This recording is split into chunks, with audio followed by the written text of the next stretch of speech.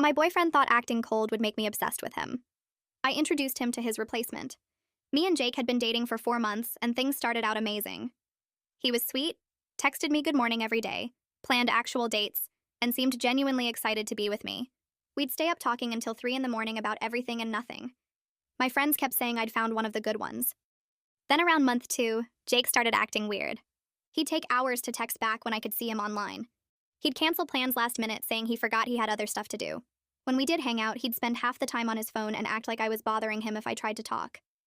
I thought maybe he was stressed with work or something, so I gave him space. But it just got worse. He stopped saying I love you back. He'd show up late to everything without apologizing. If I cooked dinner, he'd eat it while watching TV and not say thank you. When I tried talking to him about it, he'd shrug and say I was overthinking things. My roommate Becca said I should dump him, but I kept making excuses because I remembered how good things used to be. One Friday, Jake said he was having guys' night at his apartment. I wasn't invited, obviously, which was fine because I had plans with Becca anyway. But Becca got food poisoning an hour before we were supposed to go out, so I decided to drop off soup at Jake's for him and his friends since I'd already made a huge batch for Becca. I figured it was a nice girlfriend thing to do. I got to Jake's apartment and was about to knock when I heard my name through the door. Jake was talking loud enough that I could hear everything. He was telling his friends how he had me completely wrapped around his finger because he'd started treating me like crap. He actually said those words. His friend asked why he would do that, and Jake said he read online that girls want what they can't have. The less attention he gave me, the more desperate I'd get to win him over. He said I'd been cooking him meals and buying him stuff ever since he started ignoring me. His friends were laughing, and one of them said I must be really dumb to fall for it.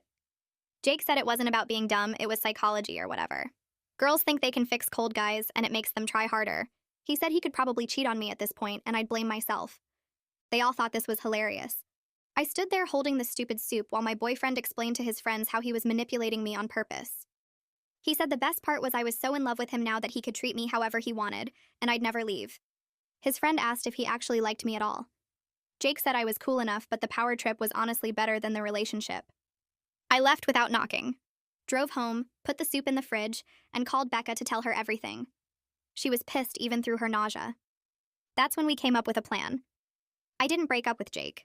Instead, I became the girlfriend he pretended to want. I stopped texting him first. When he finally texted me, I waited twice as long as he did to respond. Sometimes I just left him on red. When he asked to hang out, I'd say maybe, and then confirm last minute like it didn't matter either way. I stopped cooking for him, stopped buying him things, stopped putting any effort into dates. Jake noticed immediately but tried to play it cool. The less I cared, the more he started doing. He actually showed up with flowers one day. I said thanks and put them in water without making a big deal. He started texting me more, trying to make conversation. I gave one-word answers.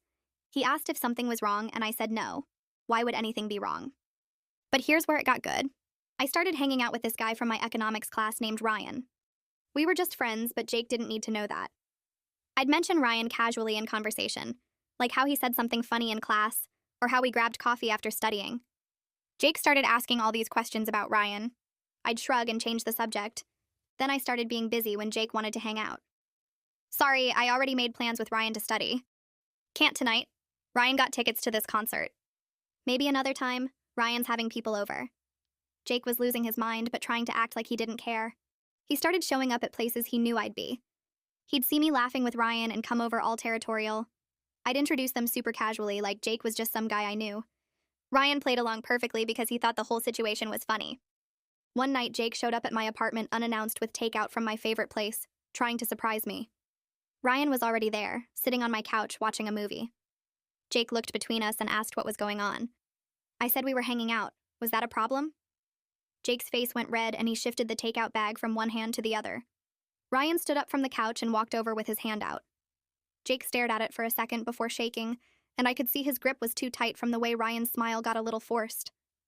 I kept my voice light and introduced them again, saying their names slow like I was talking to kids. Ryan said it was nice to meet him, and Jake just nodded without saying anything back. The apartment felt too small suddenly with all three of us standing there. Jake looked at the textbook spread across the coffee table, then at the movie paused on the TV, then back at me. I walked over and took the takeout bag from his hands, thanking him and saying it smelled amazing. He asked what we were doing, and I said studying for our economics exam tomorrow. Ryan added that we had a huge test and really needed to focus. Jake's jaw was doing this twitching thing it does when he's trying not to get mad. I set the food on the kitchen counter and told Jake we really appreciated him thinking of us, but we had to get back to work. He asked if he could hang out and wait until we were done. I said maybe, but I'd text him later because I didn't know how long this would take. Ryan was already sitting back down on the couch and opening his laptop like the conversation was over. Jake stood there for another few seconds, and I could see him trying to figure out what to say. I walked to the door and opened it, giving him a smile that probably looked fake. He finally left, and I closed the door behind him, leaning against it for a second. Ryan looked up from his laptop and asked if I was okay. I nodded and came back to the couch. He said the whole situation seemed pretty intense to watch. I felt bad suddenly because Ryan was actually a nice person, and I was using him to make my boyfriend jealous. He asked if I wanted to talk about it, and I said maybe a little. We talked for probably 20 minutes about the whole Jake thing. Ryan said he was happy to help, but he wanted to make sure I wasn't losing myself in all the game playing. I told him I knew what I was doing, but I appreciated him looking out for me. He said as long as I was sure, he'd keep playing along. We actually did study after that because we really did have a test the next day. Over the next few days, Jake wouldn't stop texting me. He'd send messages asking what I was doing, who I was with, if I wanted to hang out. I kept my answers short and waited hours before responding, even though I saw every message right away. He sent a long text about how he missed me and wanted to take me somewhere nice this weekend. He mentioned that restaurant I'd talked about months ago, the one he always said was too expensive. I read the message 3 times before responding. Told him I already had plans this weekend. He texted back immediately asking what plans. I said just stuff with friends from class. He asked if Ryan would be there, and I said probably, along with some other people. He sent back 3 question marks. I didn't respond to that. The truth was Becca and I were planning a girls' night because she wanted to watch some new show and eat junk food, but Jake didn't need to know any of that. I showed Becca the texts, and she said he was completely losing it. She asked how long I was going to keep this up, and I said I didn't know yet. Part of me wanted to see how far he'd go. Saturday morning, I was still in my pajamas making coffee when someone knocked on the door. I looked through the peephole and saw Jake standing there with flowers and a coffee cup from my favorite place. I wasn't expecting him at all, which made it easier to look unimpressed when I opened the door. He held out the flowers and coffee with this hopeful smile. I took them and said thanks. He asked if I wanted to do something today, maybe drive out to that hiking spot we talked about going to. I told him I really did have plans, and he should have asked me first before just showing up. He said he wanted to surprise me, and I said I don't really like surprises. His face fell, and he asked what my plans were. I said just hanging out with Becca and some other stuff I needed to do. He stood there looking at me in my old t-shirt and pajama pants like he was trying to figure something out. I thanked him again for the flowers and coffee and started to close the door. He put his hand on it and asked if something was wrong between us. I said no. Why would anything be wrong? He said I seemed different lately, and I told him I was just busy with school. He finally left, and I closed the door. Becca came out of the kitchen where she'd been watching the whole thing. She was trying not to laugh, and I could see her biting her lip. She said she couldn't believe how desperate he looked. I put the flowers in water and sat down at the table with the coffee he brought. Becca pointed out that 3 weeks ago I would have canceled everything to spend the day with him. I knew she was right. The power thing had completely flipped, and it felt good but also kind of sad. We both just sat there for a minute not saying anything. Then Becca asked what my actual plan was here, and I said I was still figuring it out. She said I needed to decide if I was trying to get revenge or trying to fix things, because those were 2 different goals. I told her I honestly didn't know anymore. Monday in economics class, Ryan had saved me a seat near the back. We worked on the problem sets together like we always did. I noticed one of Jake's friends were in this class, the guy who'd been at the apartment that night. He kept looking over at us with this weird, knowing expression. I wondered if Jake had been complaining to all his friends about me. The friend caught my eye once, and I just stared back until he looked away. Ryan asked if I knew that guy, and I said sort of. Class ended, and Ryan asked if I wanted to grab lunch. I said yes because I was actually enjoying spending time with him now, not just using him for the plan. We went to the sandwich place off campus and talked about normal stuff. He told me about his family back home and asked about mine. We talked about what we wanted to do after graduation. I realized I'd been so focused on all the Jake drama that I forgot what it was like to just have an easy conversation with someone. Ryan was funny and smart, and he actually listened when I talked, instead of checking his phone every 5 seconds. My phone buzzed while we were eating. Jake was asking where I was. I typed back that I was out with friends and hit send. He responded immediately asking which friends. I left him on read and put my phone face down on the table. Ryan noticed me smiling and asked if the plan was working. I said maybe too well. He asked what I meant, and I told him Jake was texting me constantly now, showing up places, bringing me gifts. Ryan got quiet for a second and then said he hoped I knew what I was doing. I said I thought I did, but honestly I wasn't totally sure anymore. He said he was still happy to help, but I should probably figure out my endgame soon. I knew he was right, but I didn't want to think about it yet. We finished lunch and walked back to campus together. My phone buzzed with another text from Jake asking what time I'd be free later. I put my phone away without responding.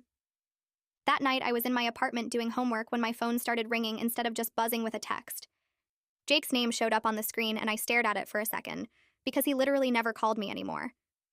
Everything was always texts. I let it ring 3 times before I answered. He sounded different right away, kind of stressed and maybe a little desperate. He asked if we could talk about us, like really talk about where things were going. I could hear something in his voice that sounded almost vulnerable, and for half a second I almost felt bad. Then I remembered him laughing with his friends about how he had me wrapped around his finger. I told him I was really tired and had an early class tomorrow, but we could talk sometime this week when I was less busy. There was this pause on the other end, and then he said okay, in this quiet voice that actually sounded hurt. I felt this weird twist in my stomach that could have been guilt, or could have been satisfaction at finally making him feel a fraction of what he'd put me through. I said goodnight and hung up before he could say anything else. The next day, Becca came home from her shift at the campus bookstore and immediately sat down next to me on the couch with this look on her face. She told me she'd run into one of our mutual friends named Sarah who'd mentioned that Jake had been complaining about me to people. Apparently, he was telling everyone I'd changed and become distant and cold for no reason. I felt this surge of anger because he was actually trying to make me look like the bad guy when he was the one who'd started all of this by deliberately treating me like garbage. Becca said Sarah seemed kind of confused about the whole situation because she knew Jake and I had been good together at first. I grabbed my phone and texted Sarah directly asking what exactly Jake had said. She responded pretty quickly and admitted that Jake had made it sound like I was being cold and pulling away for no reason at all. He'd told her he didn't know what he did wrong and I was just suddenly acting different. Sarah said she felt bad for him until I texted. I decided right then that I needed to tell a few close friends the truth about what I'd overheard at Jake's apartment. Not to trash him publicly or start drama, but to protect my own reputation since he was clearly trying to control the narrative. I texted 3 of my closest friends and asked if they wanted to grab dinner. We met at this pizza place near campus, and I told them everything. About overhearing Jake through the door explaining his whole manipulation strategy to his friends. About how he'd deliberately started treating me badly because he read online that girls want what they can't have. About him laughing with his friends about the power trip being better than the actual relationship. They were completely shocked. One of them actually put her hand over her mouth. Another one said she'd thought Jake's hot and cold behavior seemed kind of calculated, but she figured she was reading too much into it. The third one got really angry on my behalf and said she couldn't believe he'd actually planned it all out like that. It felt really good to have people validate that I wasn't crazy for being upset. They all said I should dump him immediately, but I explained that I was already working on something better than just breaking up. 2 days later, Jake sent me a long message asking why people were acting weird around him. He said Sarah had been kind of cold when he ran into her at the library, and a couple other people seemed like they were avoiding him. I played dumb and texted back that I hadn't noticed anything different. He pushed and asked directly if I'd been talking about him to people. I stared at that message for a minute and then typed back that he'd been talking about me to people, so maybe he should worry about his own behavior first. It was the most direct I'd been with him since I'd overheard that conversation at his apartment. He tried to call me right after I sent that, but I declined the call and left him on red when he texted asking what I meant. The next day, Jake texted asking if we could meet for coffee to talk things out face to face. I thought about it for a while because part of me wanted to just keep avoiding him forever. But Becca pointed out that wasn't really sustainable since we had the same friend group, and I'd probably keep running into him on campus. I was also kind of curious what he'd actually say if I gave him the chance. I texted back that I could do coffee tomorrow afternoon. He responded immediately with the time and place. When I told Becca about it, she made me promise to text her every 30 minutes so she'd know I was okay. I laughed and said that seemed a little paranoid, but she insisted. She said Jake had been acting increasingly desperate and she wanted to make sure he didn't do anything stupid. I promised I'd text her. I got to the coffee shop the next day, and Jake was already there sitting at a corner table. He stood up when he saw me and looked nervous in a way I'd never seen before. We sat down and he immediately launched into this apology about being distant lately. He said he'd been really stressed with school and work, and didn't realize how much he was neglecting our relationship. He talked about how much he cared about me and how he wanted to do better. The whole time he was talking, there was absolutely no mention of the manipulation strategy or the conversation I'd overheard. Nothing about deliberately treating me badly or reading online advice about making girls chase him. I just nodded and let him keep talking while I waited to see if he'd actually tell the truth or just keep lying to my face. When Jake finally finished his whole rehearsed apology, I looked right at him and asked if he'd been playing games with me on purpose. His eyes went wide and he looked genuinely surprised by the question. He denied it immediately and said he would never do something like that. I watched his face carefully and could literally see him trying to figure out if I actually knew something or if I was just guessing based on his behavior. There was this calculation happening behind his eyes, and it reminded me exactly why I was done with him. This wasn't someone who cared about me. This was someone trying to figure out how much damage control he needed to do. I didn't tell Jake what I'd overheard because I wanted to see how long he'd keep lying. Instead, I said I needed some space to think about whether this relationship was actually working for me anymore. His whole face changed and he looked panicked. He asked if I was breaking up with him and reached across the table like he was going to grab my hand. I pulled back and said I didn't know yet. I just needed time to figure out what I actually wanted. He started trying to argue and convince me we could fix things, but I stood up and said I had to go. I could feel him watching me as I walked out of the coffee shop. Over the next week, Jake tried absolutely everything to win me back without actually admitting what he'd done. He showed up between my classes with lunch from places he knew I liked. He offered to help with my assignments even though he wasn't in any of my classes. He texted me these long, sweet messages like he used to send at the very beginning of our relationship back when things were good. It would almost be touching if I didn't know for a fact that it was just another manipulation tactic. He was trying the nice guy approach now that the cold and distant thing had backfired on him. I kept my responses short and non-committal. Thanks for lunch. I'm good on the assignment. Appreciate the text. Ryan caught up with me after economics class one day and mentioned he'd noticed Jake watching us around campus. He said it seemed like Jake was monitoring how much time we spent together and where we went. I felt uncomfortable because I really hadn't meant for Ryan to get caught up in all of Jake's jealousy and paranoia. Ryan was a genuinely nice person who'd been helping me out, and now he was dealing with my ex-boyfriend basically stalking us. I apologized, but Ryan said he didn't mind helping. Then he asked again what my actual endgame was here. He pointed out that I'd successfully made Jake desperate and miserable, but I still hadn't actually broken up with him or moved on. I realized I didn't really have a clear answer. That night back at my apartment, I sat on my bed staring at my phone while Becca made popcorn in the kitchen. Ryan's question kept running through my head because he was right, and I hated it. I'd been so focused on making Jake feel bad that I hadn't thought about what came after. Making him desperate and confused felt good in the moment, but it wasn't actually fixing anything inside me. The hurt was still there under all the anger and strategy. Becca came in with the popcorn bowl and sat down next to me. She asked if I was actually going to break up with Jake or just keep him hanging forever. I picked at the blanket on my bed and admitted I was scared that ending things would feel like letting him win. Like he'd successfully messed with my head and then just walked away without consequences. Becca set down the popcorn and looked at me seriously. She said staying with someone who treated me like a science project wasn't winning either. I knew she was right, but it still felt wrong to just let him go after everything he'd done. In economics class 2 days later, I was packing up my stuff after the lecture when Jake's friend came over to my desk. I recognized him immediately as one of the guys who'd been laughing that night at Jake's apartment. My whole body tensed up, but he looked uncomfortable and nervous. He said he wanted to apologize for laughing during that conversation. I just stared at him and waited. He explained that he thought it was just normal guy talk and didn't realize Jake was actually seriously messing with my head on purpose. He shifted his backpack from one shoulder to the other and admitted that Jake had been spiraling lately. Apparently, Jake was obsessed with losing me and kept asking all his friends for advice on how to fix things. I asked what kind of advice they were giving him. He said mostly they were telling Jake to just be honest and stop playing games, but Jake seemed convinced he could win me back with the right strategy. The irony wasn't lost on me. I thanked him for the apology and left before he could say anything else. That weekend, there was a party at someone's off-campus house, and Ryan invited me to go with a group from our class. I almost said no because I was tired of the whole social scene, but Becca convinced me I needed to get out and have fun. We got there around 10, and the place was already packed with people. I was talking to some girls from my history class when I saw Jake push through the crowd. He looked drunk and angry, and he was heading straight for me. Before I could move, he was right in front of me, demanding to know if I was hooking up with Ryan. His voice was loud enough that people around us stopped talking and turned to watch.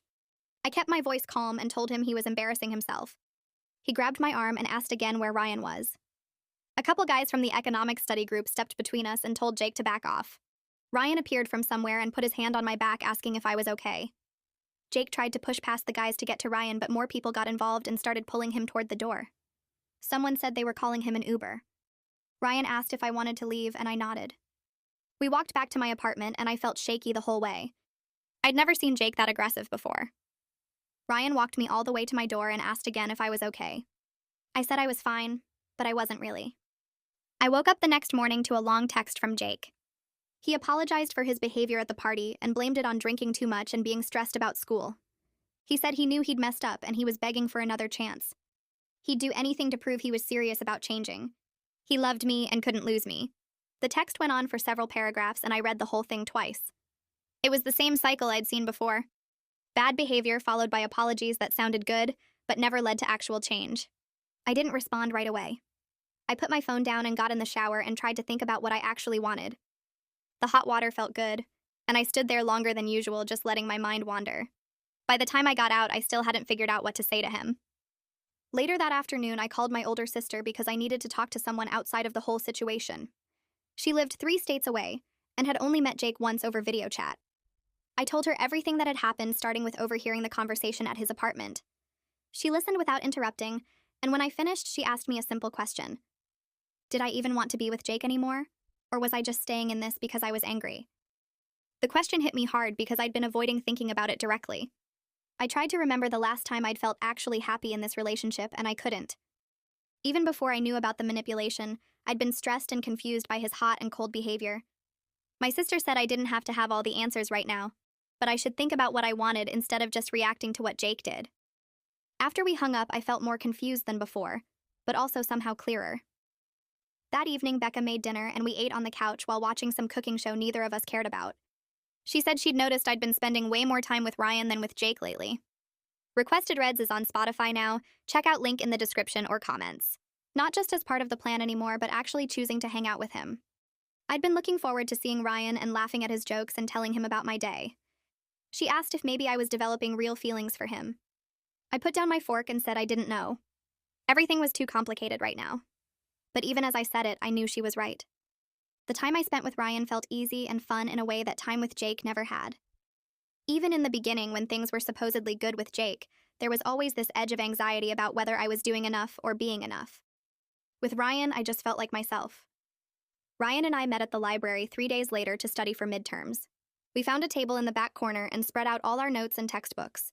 We worked for a couple hours trading practice questions and explaining concepts to each other. During a break, Ryan closed his laptop and said he needed to tell me something. My stomach tightened because I could tell from his face it was serious.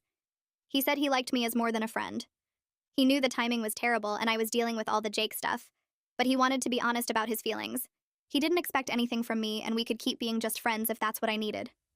I appreciated how direct he was being. I told him I needed to sort out my current relationship before I could think about anything else. He said he understood, and we went back to studying, but the energy between us had shifted into something I couldn't quite name. I spent the next 2 days thinking about everything, about Jake and the manipulation, and the person I'd become trying to get revenge, about Ryan and how different things felt with him, about what my sister had asked me. I realized I was done. Not because of Ryan, but because I deserved better than someone who saw relationships as power games. I pulled out my phone and texted Jake asking him to meet me at the campus coffee shop tomorrow afternoon. He responded within seconds asking if everything was okay. I just typed back that we needed to talk. He sent 3 more messages asking what about and if he did something wrong and could we talk now instead. I didn't answer any of them. The next morning before I was supposed to meet Jake, Becca called me into her room. She had her laptop open and she looked upset. She turned the screen toward me and I felt sick. She'd been taking screenshots of Jake's social media posts and comments over the past month. In every single one, he was subtly trash-talking me while playing the victim. Posts about how hard it was when your girlfriend changed on you for no reason.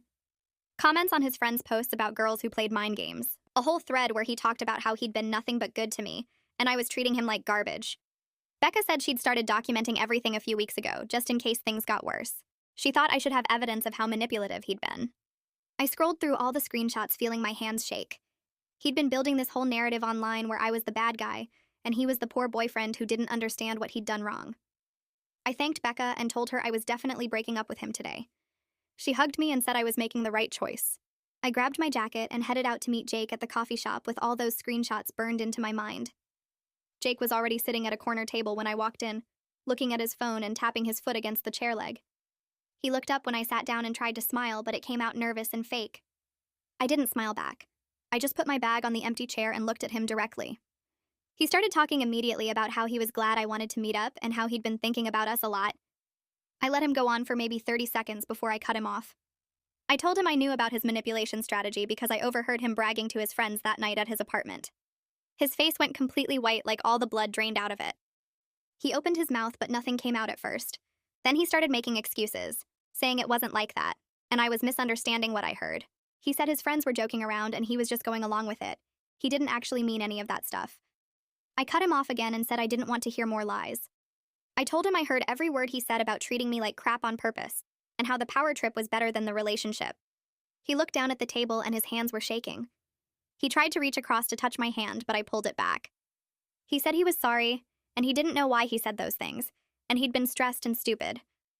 I just stared at him until he stopped talking. Then his whole face changed and he got angry instead of apologetic.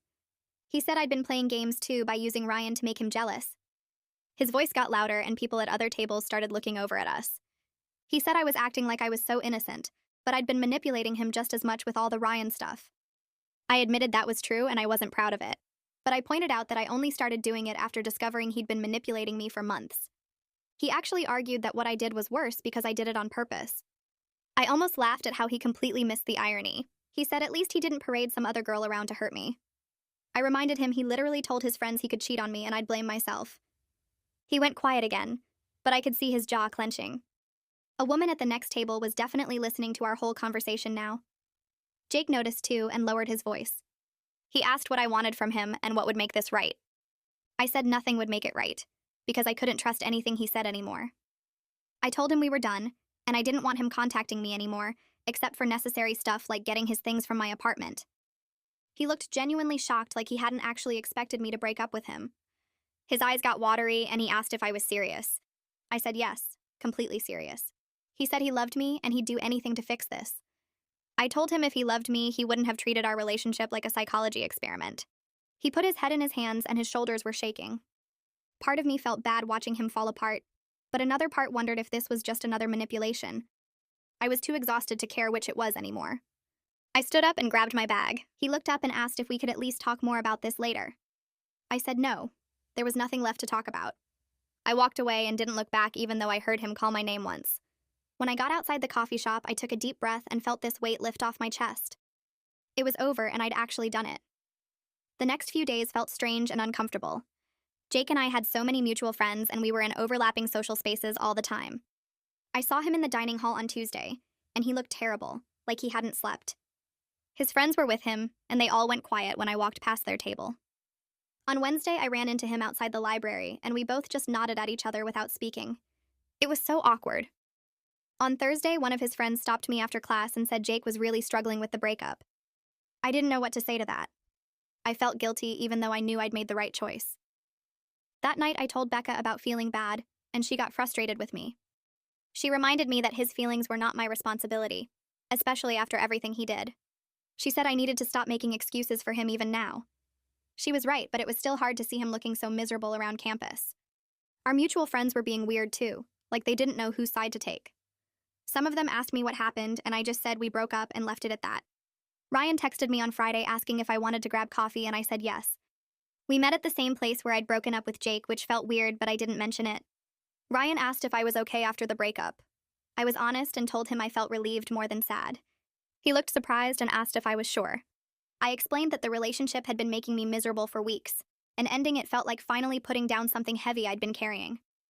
Ryan said he understood and he was glad I was doing what was right for me. We talked about keeping things as friends while I took time to process everything and figure out what I actually wanted. He said that sounded good, and he wasn't going anywhere. His understanding about it made me like him even more, but I was determined not to jump into another relationship right away. I needed time to be just myself without worrying about what some guy thought of me. We finished our coffee and walked back to campus together. It felt easy and comfortable in a way things with Jake never did.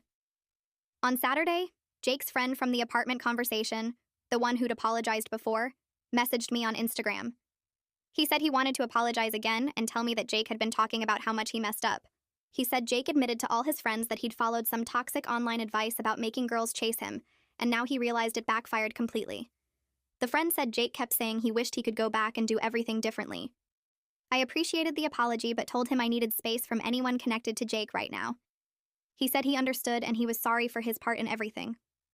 I felt a little better knowing Jake was at least being honest with his friends now, but it didn't change anything for me. The damage was already done, and I wasn't interested in giving him another chance to mess with my head. I started focusing more on my classes and spent time with friends who weren't part of the Jake drama. It felt good to remember who I was before this relationship took up so much of my energy. Becca and I had movie nights 3 times that week and just hung out without talking about Jake at all. We watched dumb comedies and ate too much popcorn, and it was exactly what I needed. I also joined a study group for my hardest class, the one I'd been struggling with because I was too distracted by relationship stuff. The study group met twice a week, and everyone was really nice and focused. One girl named Sarah asked if I wanted to get lunch sometime, and I realized I'd been so wrapped up in Jake and Ryan that I hadn't made any new friends in months. I said yes, and we made plans for the following week. Slowly, I was rebuilding parts of my life I'd let fall apart. 3 weeks after the breakup, I ran into Jake at a campus event for one of the clubs we were both in. I thought about skipping it to avoid him, but Becca said I shouldn't let him stop me from doing things I wanted to do. So I went, and of course he was there. We ended up in the same conversation group during an activity and had to interact. It was brief and civil and awkward. Afterward, he asked if we could talk for a minute, and I almost said no, but decided to just get it over with. We walked outside and stood by the building entrance. He apologized again, and this time he seemed genuinely sorry instead of just trying to manipulate me into taking him back. He admitted he treated our relationship like a game and hurt me in the process. He said he'd been seeing the counselor at the health center and working on his issues. I told him I appreciated the apology, but it didn't mean we were getting back together or becoming friends. He said he understood and he just wanted me to know he was sorry. We said goodbye and went back inside separately. It felt like actual closure instead of just another manipulation attempt. Ryan and I kept spending time together, and I started noticing how different everything felt compared to my relationship with Jake. Ryan was consistent and honest about everything. He never played hot and cold or made me guess how he felt. If he said he'd text me later, he actually did. If we made plans, he showed up on time. He asked me questions about my life and actually listened to the answers instead of just waiting for his turn to talk. I wasn't ready to date him yet, but I felt grateful knowing what healthy attention looked like after months of manipulation and mind games. We studied together, got meals together, went to campus events together. It was easy and comfortable, and I never felt anxious about what he was thinking or whether he actually liked me. One night, we were walking back from the library, and he made a joke that made me laugh so hard I almost dropped my books. I realized I couldn't remember the last time Jake had made me laugh like that. Becca pulled me aside after one of our movie nights and said she was proud of how I'd handled everything. She said I stood up for myself without completely losing my cool or doing anything I'd regret later. She pointed out that a few months ago I was making excuses for Jake's behavior, and now I was setting clear boundaries and putting my own well-being first. I thanked her for being there through all of it and for calling me out when I needed it. She said that's what best friends do. We hugged, and I felt this wave of gratitude for having someone in my life who genuinely cared about me and wasn't playing games.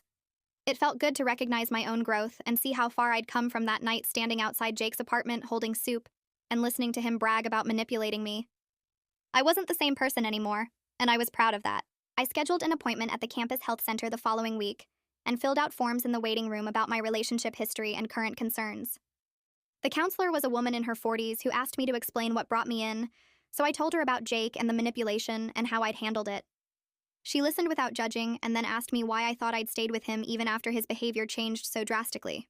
I didn't have a good answer at first, just said I kept hoping things would go back to how they were at the beginning. She asked about my past relationships and my family, and we started connecting dots I hadn't noticed before.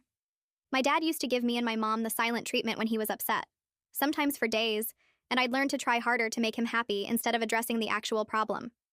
The counselor pointed out that Jake's hot and cold behavior probably felt familiar in a weird way, like something I knew how to navigate even though it hurt. We talked about how people often repeat patterns from childhood in their adult relationships without realizing it. It was uncomfortable sitting there recognizing how much of my reaction to Jake came from old wounds I hadn't dealt with.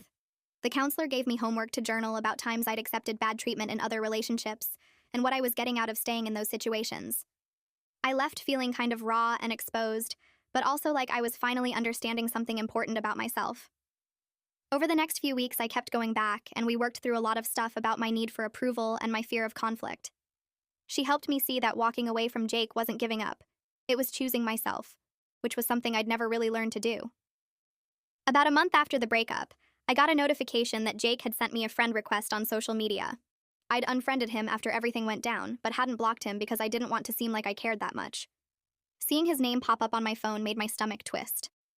I stared at the request for a while, trying to figure out what he wanted and whether I should accept it. Part of me was curious about what he was doing and whether he was dating someone new. Another part of me knew that staying connected would just give him a way back into my life, even if it was just through screens. I brought it up in my next therapy session, and my counselor asked me what I hoped to gain from accepting his request versus what I might lose. I admitted I was mostly curious, and maybe wanted to show him I was doing fine without him. She asked if I trusted his reasons for reaching out, and I realized I didn't. Jake never did anything without some kind of strategy behind it, and reconnecting on social media was probably just another way to test whether he still had any power over me. I told her I wanted to keep the boundary firm because I'd worked too hard to get to this point. She said that was a healthy choice and reminded me that curiosity wasn't worth sacrificing my peace of mind.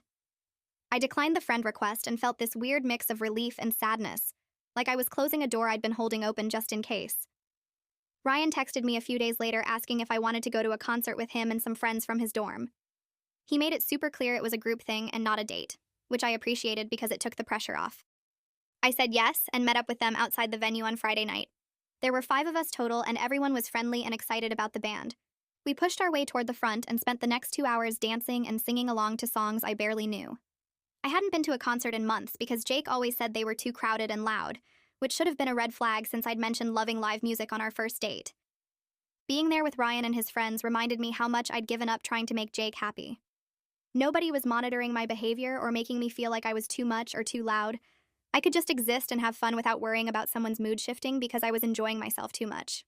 During one of the slower songs, Ryan grabbed my hand and pulled me closer so we wouldn't get separated in the crowd. His hand stayed in mine even after we were clear of the crush of people, and it felt easy and natural instead of calculated. On the walk back to campus, we talked about the show and our favorite songs, and he kept holding my hand the whole way. It wasn't dramatic or charged with tension, just comfortable, like something that made sense. The next afternoon, Ryan and I grabbed coffee, and I told him I'd had a really good time at the concert. He said he was glad, and then got quiet for a second before saying he wanted to be honest about something. I braced myself for bad news, but he just said he appreciated my friendship and liked spending time with me, but he understood I wasn't ready to officially date anyone yet. I felt this wave of gratitude because he was saying exactly what I needed to hear without me having to explain everything. I told him he was right, that I was still working through stuff from my last relationship and didn't want to jump into something new before I was ready. He said he understood completely, and he was happy to keep hanging out casually while I figured things out. He didn't pressure me or make it seem like he was just waiting around for me to change my mind. His lack of pressure made me feel safer than I'd felt in any romantic situation in a long time. With Jake, everything had felt like a test or a game, like I was constantly being evaluated on whether I was worth his time. With Ryan, I could just be myself without strategy or performance. We finished our coffee and walked around campus for a while, talking about normal stuff like our classes and our families and what we wanted to do after graduation. It felt good to have easy conversations without worrying about hidden meanings or manipulation tactics. In my study group the following week, one of the girls asked me about my relationship status while we were taking a break from cramming for our biology exam. I opened my mouth to mention Jake and then realized I didn't automatically think about him anymore when someone asked that question. It caught me off guard because for months he'd been the first thing on my mind whenever relationships came up. I told her I was single and focusing on myself right now, and saying it out loud felt true, instead of like something I was supposed to say to sound healthy and independent. She nodded and said that was cool, and then started talking about her own dating life. The conversation moved on, and I sat there kind of amazed that I'd reached this point without even noticing. The healing had been happening slowly in the background while I was busy going to therapy and hanging out with friends and rebuilding parts of my life I'd neglected. I wasn't obsessing over what Jake was doing or whether he missed me. I wasn't checking his social media or asking mutual friends about him. I was just living my life, and he'd become this person I used to know, instead of this huge presence taking up all my mental space. Jake graduated at the end of the semester, and one of his friends mentioned he was moving back to his hometown for a job opportunity. Knowing he wouldn't be on campus anymore felt like closing a chapter, and I was relieved I wouldn't have to worry about running into him at parties or seeing him around campus.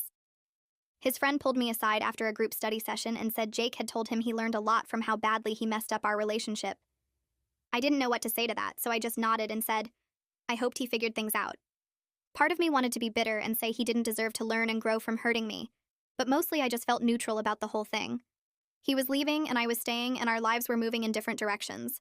That felt like enough closure without needing some big final conversation or dramatic goodbye.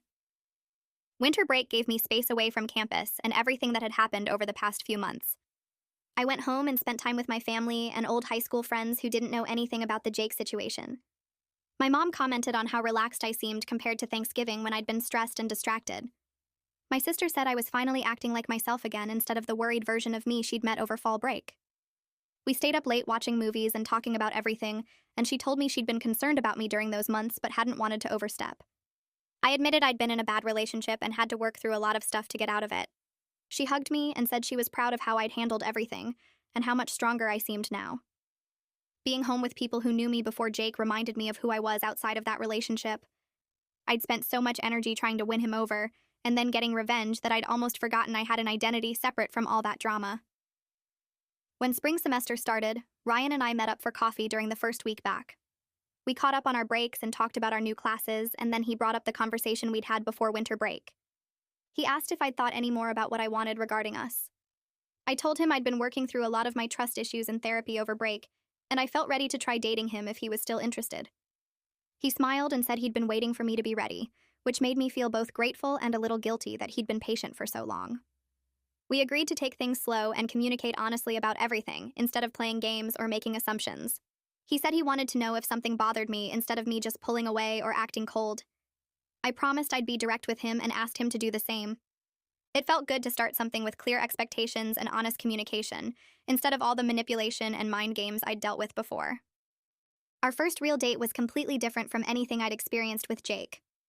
Ryan planned an afternoon at this art museum I'd mentioned wanting to visit months ago, which meant he'd actually been listening when I talked instead of just waiting for his turn to speak. We walked through the exhibits and he asked me questions about which pieces I liked and why, genuinely interested in my answers. He wasn't on his phone or distracted or acting like spending time with me was some kind of favor he was doing. When we stopped for lunch afterward, he told me about his family and his plans after graduation and asked about mine. The conversation flowed easily without any awkward silences or power dynamics. I kept catching myself waiting for the other shoe to drop, for him to suddenly turn cold or distant or start playing games, but he stayed consistently kind and present the whole time. On the walk back to campus, he held my hand again, and it felt natural like it had at the concert. I realized I wasn't performing or strategizing or trying to figure out his hidden agenda. I was just enjoying spending time with someone who actually seemed to like me for who I was. Becca pulled me aside after one of our movie nights and said she wanted to tell me something. I got nervous thinking she was going to say she was worried about me rushing into things with Ryan, but instead she said she could tell I was genuinely happy, instead of just pretending to be happy like I sometimes did with Jake. She said I seemed lighter and more like myself, laughing easily and not constantly analyzing every interaction for hidden meanings. I asked her if she approved of Ryan, and she said absolutely, that he seemed like a good person who treated me well and made me smile without any games or manipulation. She pointed out that a few months ago I'd been making excuses for terrible behavior, and now I was in a relationship where I didn't have to defend or justify anything. I thanked her for being there through all of it and for calling me out when I needed it. She hugged me and said that's what best friends do, and I felt this deep gratitude for having someone in my life who genuinely cared about my well-being without any agenda. It felt refreshing to just enjoy someone's company without strategy or defense mechanisms, both with Ryan and with Becca. I wasn't constantly on guard waiting for people to hurt me or use me. I could just exist and be myself and trust that the people around me actually liked that person.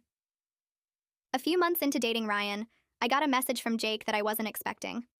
It popped up on my phone while I was studying in the library, and seeing his name after all this time made my stomach flip for a second. The message was long and said he'd been going to therapy since we broke up, working on his problems with wanting to control people, and how he treated relationships like some kind of game he needed to win. He wrote that he wasn't asking me to respond or trying to get back together, just wanted me to know he understood how badly he messed up and took full responsibility for hurting me on purpose. I read it twice, sitting there with my economics textbook open in front of me, and realized I didn't feel angry or sad or anything really. I appreciated that he was working on himself and actually acknowledging what he did instead of making excuses, but I had zero interest in reopening that door or continuing any kind of conversation with him. I closed the message without responding and went back to studying, and it felt good to recognize that his apology was for him to feel better, not something I needed to participate in. Spring break came around and Ryan asked if he could come home with me to meet my family. I was nervous about it because my sister knew everything about the Jake situation, and I wasn't sure how she'd react to me bringing someone new around so soon. But Ryan met my parents at dinner the first night and they loved him immediately, asking him questions about his major and his family and his plans after graduation.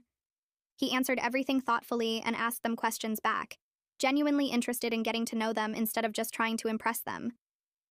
My sister pulled me into the kitchen while we were cleaning up and told me she could see how different this was from when I'd talk about Jake. how I seemed relaxed and happy instead of stressed and anxious all the time. Later that week, my mom caught me alone in the living room and sat down next to me on the couch. She said she remembered how worried she'd been when I was with Jake, even though I tried to hide it, because I seemed like I was always walking on eggshells and second-guessing myself. With Ryan, she said, I seemed more like myself, laughing easily and not constantly analyzing everything. It meant a lot to hear that the people who knew me best could see how much healthier things were now, and I felt grateful to have their support and approval. Back at the school after break, I had a therapy session where I realized I hadn't thought about the whole manipulation and revenge thing in weeks. I'd been so focused on my relationship with Ryan, my classes, and spending time with friends that the Jake drama just wasn't taking up space in my head anymore. My therapist pointed out that this was actually a really good sign of healing, when you stop defining yourself by the bad thing that happened and start building new positive experiences instead. She said a lot of people get stuck replaying the trauma or the revenge, but I'd managed to move forward and create something good without letting the past control my present. It clicked for me in that moment that all the time I'd spent being angry at Jake and planning ways to make him feel bad had actually been keeping me connected to him in a weird way. Now that I'd let go of that and focused on Ryan and my own life, I felt lighter and more free than I had in a long time. One night, Becca and I were hanging out in our apartment, just eating pizza and watching bad reality TV like we used to before all the drama started. She asked me if I ever regretted how I handled things with Jake, using Ryan to make him jealous and playing the same games he'd played with me. I admitted I was glad I stood up for myself instead of just letting him keep treating me badly, even though my methods probably weren't perfect or the healthiest way to deal with it. Becca said what mattered was that I learned from the whole situation and didn't let Jake's behavior make me think I deserved to be treated like that in future relationships. She pointed out that a lot of people would have just blamed themselves or made excuses, but I recognized the manipulation and refused to accept it. We grabbed a couple of drinks from the fridge and toasted to growth and making better choices, and I felt this deep appreciation for having a friend who'd supported me through everything, without judging me for how I handled it. Things with Ryan were going really well until we had our first real fight about something stupid. He wanted to go to his friend's party on a night when I'd already made plans for us to have dinner with some of my classmates, and we both got frustrated trying to figure out the schedule. My immediate reaction was this wave of anxiety that he was going to turn cold and distant as punishment for disagreeing with him, just like Jake used to do whenever I had a different opinion. I could feel myself starting to shut down and pull away, already preparing for him to ice me out for days. But instead, Ryan just said we should talk about it and figure out a compromise that worked for both of us. We ended up going to dinner with my friends and then heading to his friend's party after, and the whole thing was resolved in like 10 minutes. Afterward, I told him about my fear that any conflict would turn into manipulation or emotional punishment, and he looked genuinely sad that I'd been conditioned to expect that. He promised me that disagreements were normal, and healthy people work through them together instead of using them as weapons. It was such a small thing, but it showed me what a real relationship was supposed to look like. As the semester wound down and finals approached, I found myself looking back on the past year and barely recognizing the person who used to make excuses for Jake's terrible behavior. I'd learned to trust my gut when something felt wrong, to set clear boundaries about how I wanted to be treated, and to spot manipulation tactics before they could really take hold. More importantly, though, I'd learned what genuine care and respect actually looked like in a relationship through being with Ryan. It wasn't about grand gestures or intense passion that burned hot and cold.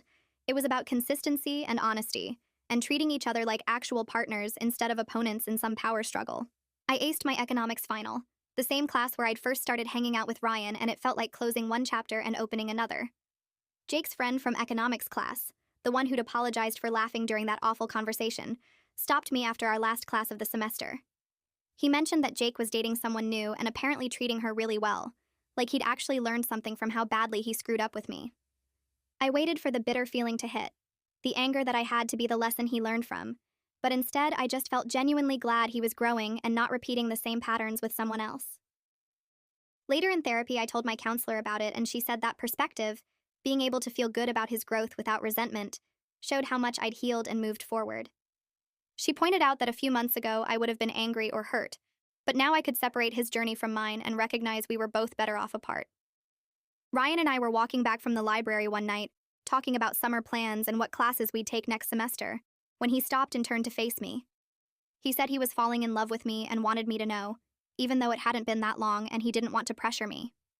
Instead of feeling scared or skeptical like I might have before, I realized I felt exactly the same way about him. I told him I loved him too, and it felt earned and real instead of like the rushed, intense feelings I'd had with Jake that were more about drama than actual connection. We were building something based on honesty and mutual respect, rather than games and power dynamics, and that made all the difference. He kissed me right there on the path, and I felt completely sure about us in a way I'd never felt with anyone before. A few days later, Becca came running into our apartment screaming that she'd been accepted to this amazing summer program abroad that she'd applied for months ago. I was genuinely excited for her, jumping up and down and hugging her while she showed me the acceptance email. She'd been there for me through everything with Jake, supporting me and calling me out when I needed it, and helping me see that I deserved better. She joked that she could leave for the summer knowing I was in good hands with Ryan and wouldn't fall for any more manipulation tactics from random guys. We both laughed, but I knew she was right. I'd learned way too much to ever go backward into that kind of toxic situation again. The experience had taught me what to look for and what to avoid, and I was grateful for that even though it had sucked going through it. A full year after breaking up with Jake, I looked around at my life and could barely believe how much had changed. I was doing well in all my classes, actually enjoying school instead of being distracted by relationship drama all the time. Ryan and I had been together for months and it just kept getting better, built on a foundation of trust and communication instead of manipulation and games. Most importantly, though, I'd developed this strong sense of my own worth that didn't depend on anyone else's validation or approval. I knew what I deserved in a relationship and I wasn't willing to settle for less anymore.